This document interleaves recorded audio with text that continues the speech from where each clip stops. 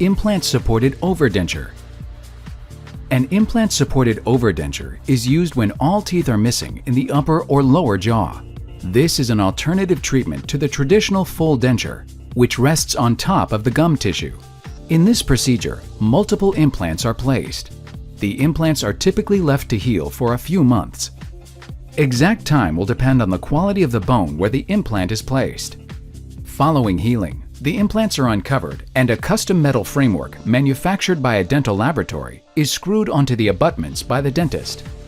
An overdenture is then placed on top of the metal frame. This denture fits over the restoration and attaches to it with clips or snaps.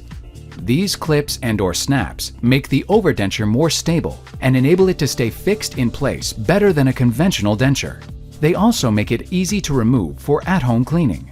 If you are missing all of your teeth in either your upper or lower jaw, or in both jaws, implant-supported overdentures may be the best solution for you.